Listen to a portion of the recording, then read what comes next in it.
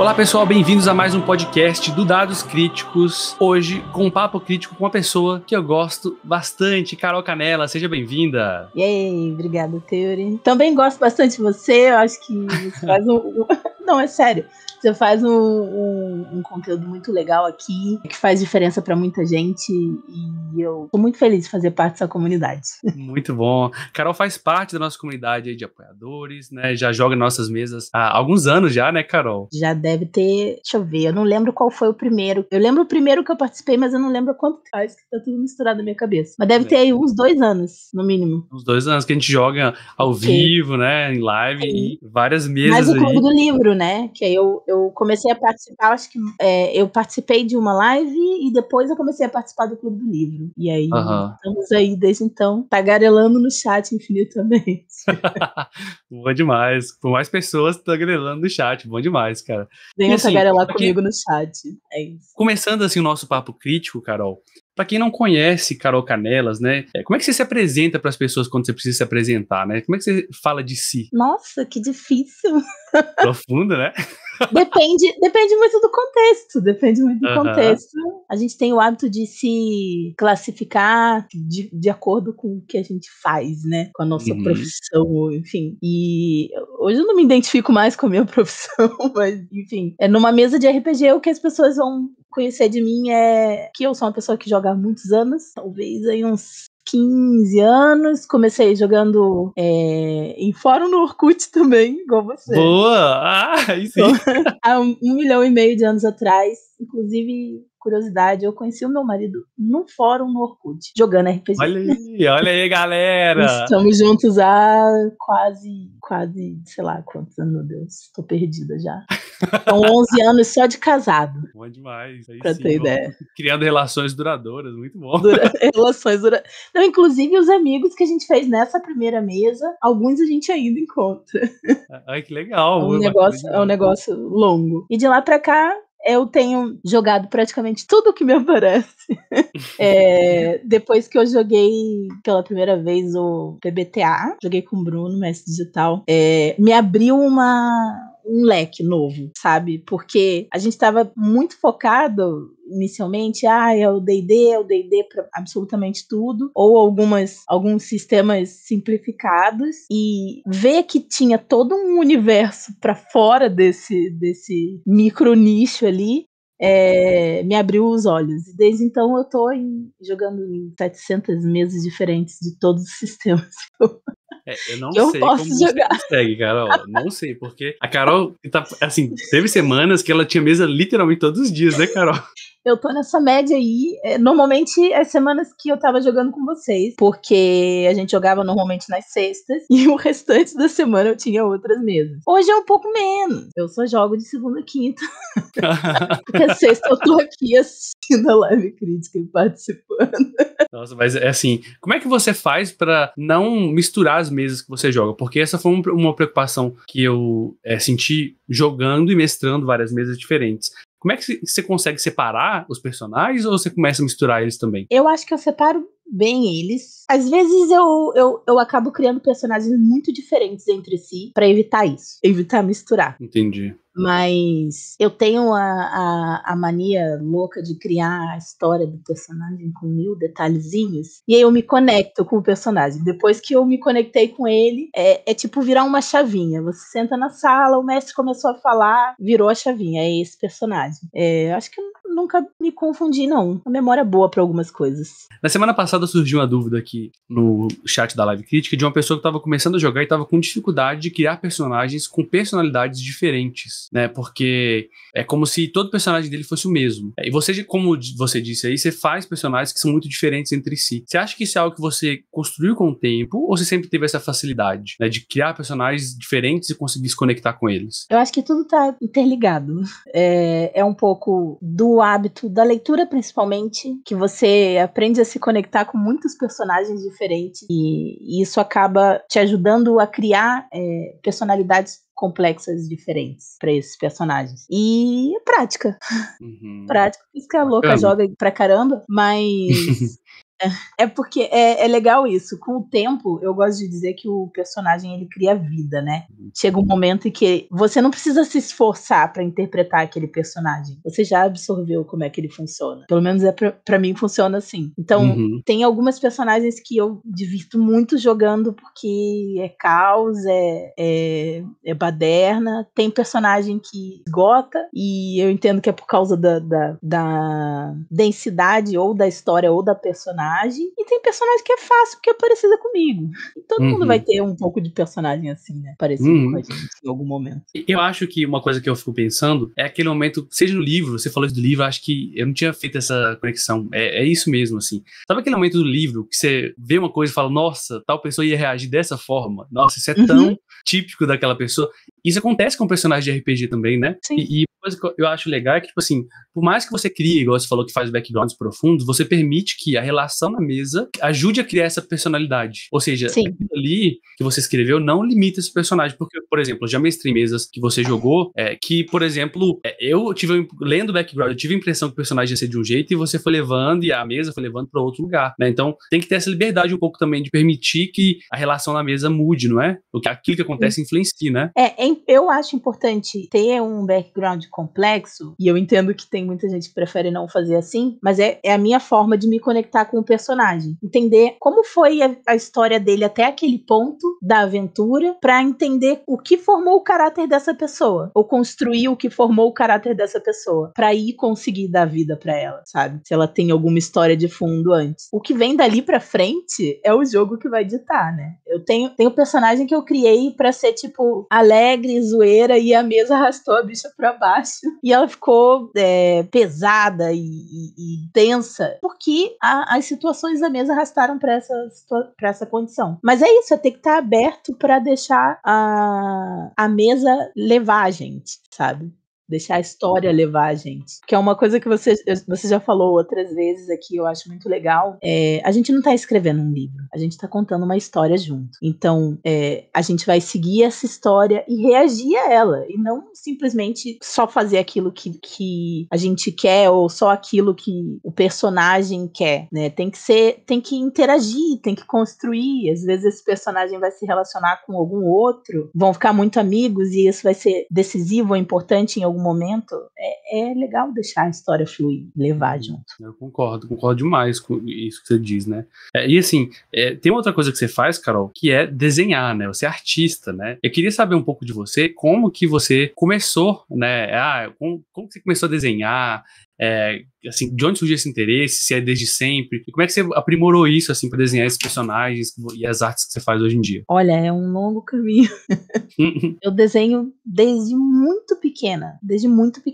Eu lembro, acho que a lembrança mais antiga que eu tenho de desenho era de eu me reunir com as minhas amigas e desenhar pra minha avó. Tipo, minha avó faleceu, eu tinha 10 anos. Então, antes disso, eu já estava desenhando. Esses 10 anos já passaram muito, né? Então, eu sempre desenhei, eu sempre gostei de criar histórias e de criar personagens. Minha mãe tem pastas infinitas de desenhos meus em casa, que eu marotamente não trouxe comigo, mas, inclusive, foi uma coisa que me direcionou na minha carreira. Eu decidi fazer moda, na real, porque eu gostava dessa parte de criar coisas.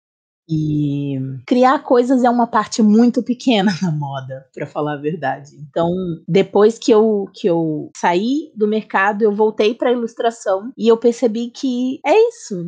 Eu voltei para aquilo que fazia sentido para mim, e quanto mais tempo eu passo, mais pesquisas eu faço, mais estudos eu faço, cursos infinitos, e vou aprimorando a técnica que eu já tenho, descobrindo o meu estilo. E foi assim que eu cheguei onde eu tô hoje, desenhando igual uma maluca. Tô 2 semanas desenhando sem parar. Eu lembro que quando eu comecei, eu tinha uma amiga no curso que eu fiz muito tempo atrás, eu tava no início do ensino médio, e ela desenhava muito, já fazia desenhos pra revistas em quadrinhos mais indie, assim, mas desenhava demais. E aí eu perguntei pra ela, como é que você assim, aprimorou tanto? Porque eu olhava pra aquilo e falava, gente, eu só tinha visto esse nível de desenho aqui na televisão, nunca tinha visto alguém de verdade desenhar tão... Revista. Eu olhava aquilo e falava, gente, isso aqui foi uma máquina que fez, não tem condição de ser tão perfeito assim. Ela desenhava, tipo assim, a pessoa estava sentada, ela usava isso de referência, desenhava idêntico. Eu falava, meu Deus, como é que ela faz a impressora, né? E aí Parece ela uma mágica, né?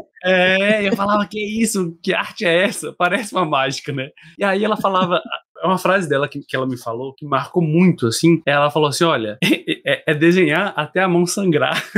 É um pouco absurdo isso, mas isso mostrava o Exagerado, nível. talvez, mas faz sentido. Ela desenhava muito, e muito, e muito, e muito, e muito, e muito, e muito. E aí um dia ela falou, olha, pra exemplificar isso, ela puxou o caderno dela e balançou, assim, e saiu um tanto de folha, de revista que ela rasgava de referência para fazer. Eu falava, que isso, realmente. A pessoa, pra chegar nesse nível, a pessoa tem que praticar. A gente fica bom naquilo que a gente faz, né, Carol? Eu sou muito dessa filosofia. Concorda comigo ou eu tô viajando? Não, total, total. É exatamente isso. Tem até uma artista que eu sigo que ela fala que não existe essa coisa de dom pra arte. Existe prática. E prática, e prática, e prática, porque todo mundo começou ruim algum dia. Em qualquer coisa que a gente fez. Então, é um exercício constante de prática e evolução. Você entendeu que você chegou num ponto que você estacionou, você estuda mais, você pesquisa mais, você procura novas técnicas. E eu tô nessa fase de tinha estacionado e aí eu comecei de novo. A gente diz que a ferramenta, no geral, não faz o artista, mas ela ajuda. Ajuda. Então, Ajuda bastante. hoje eu faço preferencialmente arte digital. Tenho feito mais no Procreate do que no Photoshop, mas comecei no papel também. E aí fui evoluindo pro digital, o digital tinha mais ferramentas, eu conseguia colorir melhor, e agora dá sombra, dá brilho, cabelo colorido, tudo. Bacana. E assim, tem uma questão relacionada à arte, né? Que em mesa de RPG, assim, é muito comum, né? A gente querer retratar cenas, personagens que a gente gosta e tal. E muitas vezes as pessoas, elas gostam tanto e querem eternizar aquele momento da mesa, aquele grupo ali que tá acabando a mesa, ou então querem visualizar um grupo novo. E se contrata, o artista, né? A gente chama isso de... Como é que chama, Carol? Você faz Comissões. Isso, as comissões. Você contrata um artista para fazer isso, né? Como é que é trabalhar, e você faz isso, né? Lá você aceita comissões e tal. Como é que é trabalhar com pedidos dos outros? Porque quando você está criando da sua imaginação, tanto faz o que você inventar. Mas quando uma pessoa está pedindo, você está criando ainda, mas tem limites. Como é que é isso, assim, se envolver numa criação que tem limites que não foi você que estipulou? Você acha que é um desafio? É legal? Como é que funciona? É legal porque eu amo fazer isso, mas é um desafio também. Normalmente o que eu peço? Muita referência, porque quanto mais referência tiver do que se espera do personagem, se tem alguma pose específica, alguma cena específica, como é que é o cabelo, como é que é a pele, tem alguma marca, tem alguma coisa, alguma característica marcante. A gente precisa, eu quero que ele tenha a expressão X. Me manda um exemplo do que você quer, e aí a gente vai trabalhando em cima disso. E uma forma que eu tenho de me organizar nesse processo é fazer aprovações em todas as etapas. Então, a gente tem aquele momento de brainstorming ali, trocando ideias, referências. Depois eu faço o rascunho precisa ser aprovado antes de passar para a próxima fase do line art.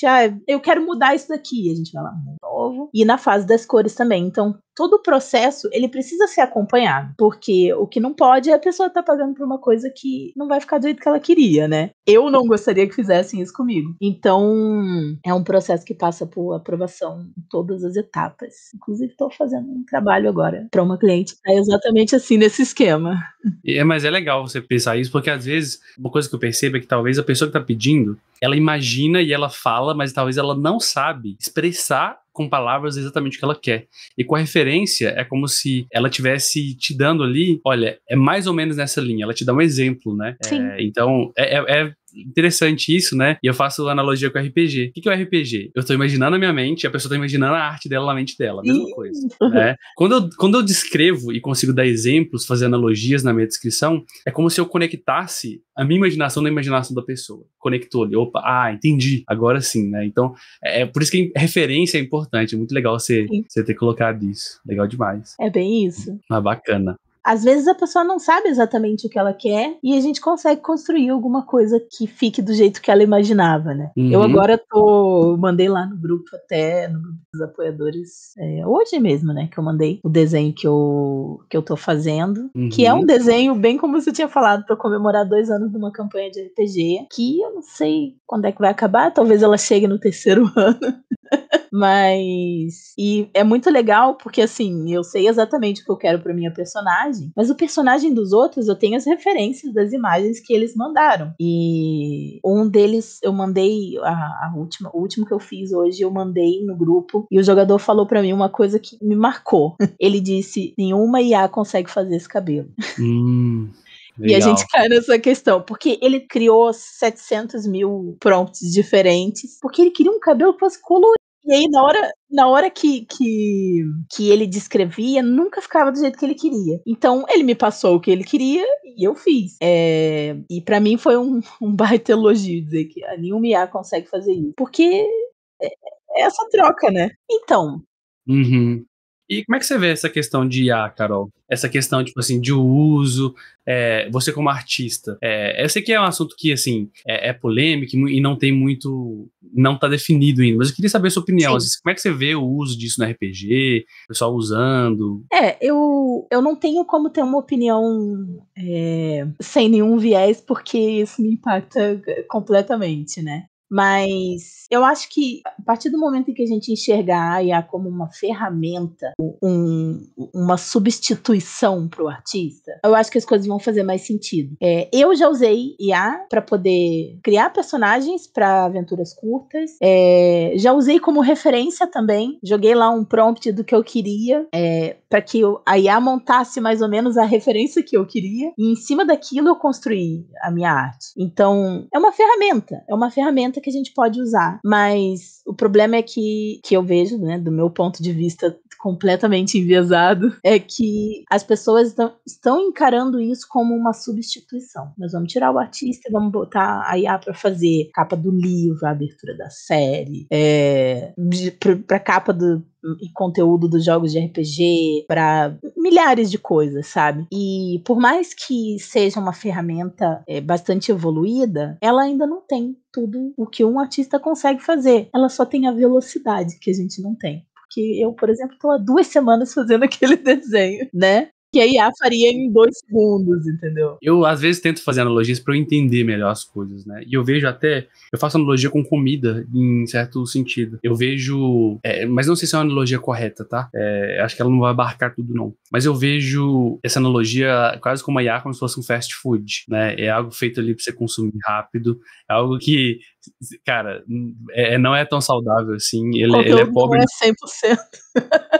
Isso. É uma comida, mas ao mesmo tempo, né? Se você for na Itália, em alguns lugares da Itália, o pessoal abomina fast food. Porque existe uma questão cultural na comida, né? A comida não é só aquilo que te alimenta para te manter vivo, não é só combustível, mas tem o relacionamento que tá ali. Né? Então tem tudo isso envolvido. E eu vejo que a arte em si, ela também tem um pouco disso. Ela não é só a imagem que tá ali, mas ela tem o procedimento, o porquê que a escolha disso e daquilo. Tem a sensibilidade do artista. Exato. O briefing de quem pediu, não é só um prompt que vai trazer uma coisa incompleta, porque normalmente é assim que vem, né? Por isso que eu digo que funciona muito bem como uma ferramenta. Ele vai vir incompleto e a gente completa com o que a gente sabe que tem que ter, sabe? Tipo assim, eu preciso de referência de uma armadura na chuva ao pôr do sol, não tô achando uma imagem desse lugar nenhum, sabe? Beleza, tá, legal, vou usar isso aqui de referência. Mas é outra coisa também que é também, assim, é o modo como a gente usa, né? Porque eu vejo, por exemplo, eu faço, assim, um certo juízo de valor, necessariamente, porque, se é um projeto indie, a pessoa não tem condição de arcar com o artista, ou pediu ajuda, nem não conhece ninguém, e tá usando ali, ok, né? Agora, você vê hipercorporações, né, usando inteligência artificial para poder substituir literalmente o trabalho de pessoas, aí eu não concordo de jeito nenhum, sabe? Sim. Porque eu acho que assim, você tem a condição de arcar com aquilo e você não faz simplesmente porque você não quer, você prefere o lucro do que o resultado, muitas vezes. Não, e vou te dizer, o retorno pro ilustrador, em geral, ele pode ser, sim, muito bom, mas ele não vai ser exorbitante. Porque agora eu tô fazendo um curso que fala muito mais sobre o mercado da ilustração, né? Não sobre técnicas em si, mas sobre o mercado. Existem mercados infinitos, mais de 50 mercados diferentes para ilustração.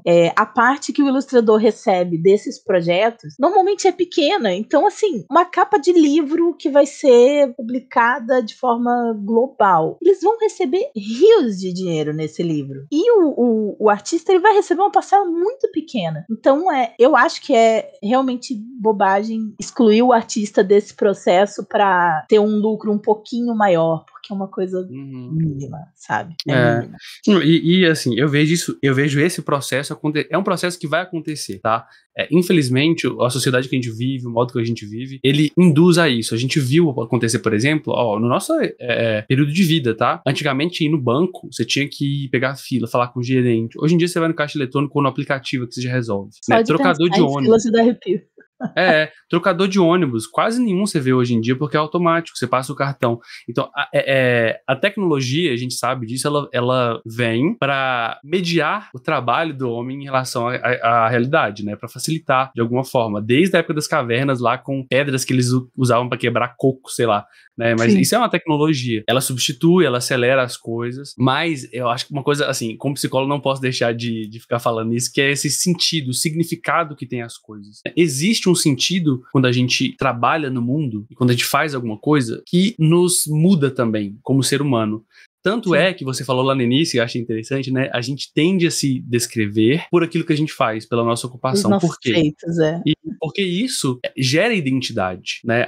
Eu faço isso. Eu sou o mestre de RPG, eu tô fazendo isso, então eu me identifico dessa forma. Porque aquilo, né, tem muito de mim naquilo e tem muito daquilo em mim. Né? Então tem muito de artista em você e muito de você na arte. E quando a gente simplesmente joga lá, beleza, copia o estilo do Van Gogh e joga ali, beleza, você tem, mas é como se, né, é um pouco de pô, velho, sei lá, eu pelo menos penso dessa forma, tá? É minha opinião, e aí... Perde um pouco, e é subjetivo falar nisso, você vai entender. Perde um pouco da alma do negócio. Perde a alma, porque é muito engraçado e você pode reparar, quando você gera muitos personagens numa inteligência artificial, que as expressões, elas são muito parecidas. Não importa qual é a descrição que você deu ou a situação em que tá o personagem, eles vão ser como máquinas, porque alguns vão ter uns traços mais delicados, outros vão parecer mais realistas, outros mais desenhados, mas as expressões, se você não for muito específico nelas, elas vão ser neutras e iguais. E isso os artistas normalmente não fazem, né? Exato, cada um tem seu estilo. Eu passei um tempão nessa brincadeira de mexer com a IA pra gerar referências, eu passei um tempão tentando gerar referência pra minha personagem que eu desenhei, né, nesse desenho que eu mostrei hoje, né? E todas saiu mais ou menos a mesma coisa. Eu falei, gente, mas não é isso. Tá faltando um pouco de cansaço nessa mulher. E aí você pede pra fazer uma pessoa com a expressão cansada, não aparece. Elas saem todas lindas, maquiadas, maravilhosas. Eu sei que isso ainda vai evoluir muito, e eu sei que tem algumas IAs que são muito mais evoluídas do que as outras. Eu tive experiência com poucas, mas é isso. Falta alma, falta aquilo que é humano. O demais, estilo, o traço e tudo, sei lá. É. Mas essa é o meu posicionamento totalmente enviesado de artista com relação a IA. Mas eu acho que qualquer posicionamento que a gente dê, Carol, ele vai ser intrinsecamente enviesado. A gente não consegue falar sem ter uma opinião. Né? Mesmo quando a gente fala assim, estou sendo neutro, você tá tendo a opinião de tentar assumir uma postura neutra. Então, a gente não consegue sair do nosso corpo. Não estou tentando. Isso, exatamente. E eu acho que, sinceramente, eu acho mais honesto quando a gente assume nosso posicionamento e diz ele, do que... Porque aí a pessoa sabe de onde você tá falando e ela pode tirar as próprias conclusões do que eu ficar escondendo isso, né? Mas assim, por isso que eu costumo falar também, né? Eu não costumo esconder, não, o que eu acho e tudo mais, porque eu acho importante, né? E assim, Carol, uma pergunta, assim, que eu costumo fazer. Se você pudesse sentar pra ter um jantar com uma pessoa famosa, né? Pode ser uma pessoa que já morreu, pode ser uma pessoa que tá viva ainda, pra ter um jantar e conversar com essa pessoa. Quem seria, Carol? Eu te dou uma chance. Uma única chance pra adivinhar. Cara, sei lá. Não sei, Carol. Quem? Eu sou a maior fã que você vai conhecer na vida. De Aurora, né? Não. Não é? Também sou uma das maiores fãs da Aurora. Mas seria a Agatha Christie. Agatha Christie. Pô, como que eu esqueci, Carol? A maior fã de Agatha Christie que vocês vão conhecer sou eu. Verdade, cara. Eu queria muito conhecer essa mulher, entender como é que funciona a cabeça dela, como é que ela criava as histórias, qual era o processo dela, porque eu já li muito sobre isso, eu já li a autobiografia dela, eu já li as anotações dela, então, tipo, tem milhares de coisas escritas, mas eu queria saber dela.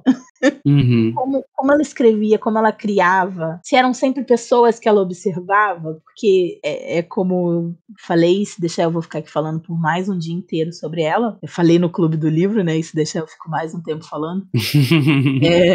Ela escrevia sempre no micro, né, nunca era no macro, uma aventura gigantesca, um crime grandioso, era sempre alguma coisa que acontecia ali, na casa, na cidade, no vilarejo, no avião, no trem. Então, é sempre no micro, é sempre sobre os personagens, muito mais sobre os personagens do que sobre os lugares. E eu acho isso fantástico. Queria ser igual a ela.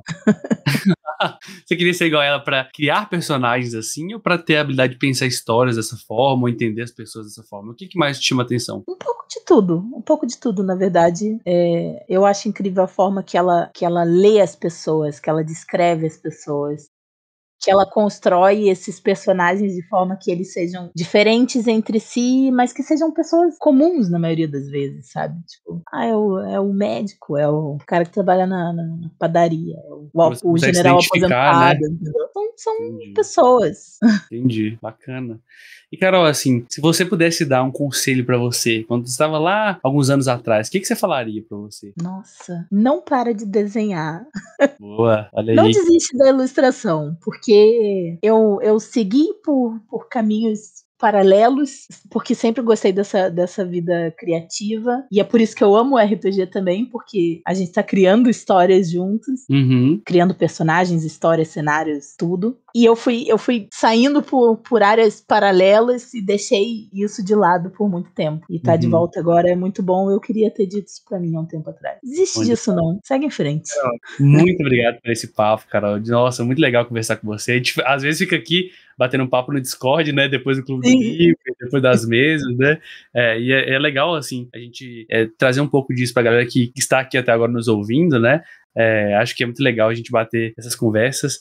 Esses papos críticos aqui. E queria que você falasse pra galera, se eles quiserem conhecer mais do seu trabalho, das suas artes, quiserem pedir commissions aí, como é que eles fazem, onde eles te encontram? Opa, normalmente no Instagram é @carolcanelas com 2 L's, .art. ART. Eu posto lá todos os desenhos que eu tô fazendo. Eu tenho postado muito desenho de RPG. Para commissions, eu tenho um e-mail para contato. A gente conversa sobre o que vocês querem ou qual é a proposta, qual é a ideia. Também carolcanelas.art@gmail.com. E de vez em quando eu tô aqui na Twitch, tagarelando no chat. Às vezes eu faço live aqui também. Eu queria voltar a fazer lives desenhando, faz muito tempo que eu não faço. E lives jogando RPG com os amiguinhos. Ultimamente eu tô transmitindo só as lives de quarta-feira, da mesa de quarta-feira, porque eu tô jogando de segunda a quinta, mas eu tô transmitindo só a mesa de quarta-feira. Então, quiserem ver a gente lá fazendo arte, Carol Canelas, na Twitch também. Beleza, vou deixar tudo aqui na descrição, tá, galera? Muito obrigado, Carol, por esse papo aqui. Eu que agradeço. Obrigado a você que tá nos ouvindo também, tá, pessoal? Eu sempre falo aqui nos finais dos podcasts e tal, que a maior riqueza é o nosso tempo, e você tá aqui ouvindo esse papo até agora, eu te agradeço de coração. Se quiser ajudar esse projeto, dos podcasts, do canal lá do YouTube, a continuar, das lives, você pode divulgar para outra pessoa, pega e manda para um colega, né? Olha, assiste isso aqui, ouve isso aqui, mas faz com motivo, né? Sempre quando a gente chega com motivo, com sentido, é melhor, né? Ou assiste esse episódio porque eu pensei em você por tal e tal motivo. Isso ajuda demais, né? Agora, se quiser ajudar mesmo, de outra forma, não tenho tempo, você pode ajudar a partir de R$8, né? um valor de um cachorro quente no Apoia, né? Que é apoia.se/dados críticos. E aí você entra no nosso grupo do apoiadores lá no Telegram. Carol tá lá também, Inclusive, né? estou lá. Exato. Aberta para tagarelices. Vamos participar do Apoia-se, galera, para poder conversar com a gente lá. Tem sempre muita conversa legal, muitas reflexões e várias reflexões e muita conversa legal, muito conteúdo legal. É isso, espero vocês lá. É isso, gente. Muito obrigado e até o próximo podcast do Dados Críticos. Tchau, tchau! Tchau! Este podcast foi editado pelo Dados Críticos.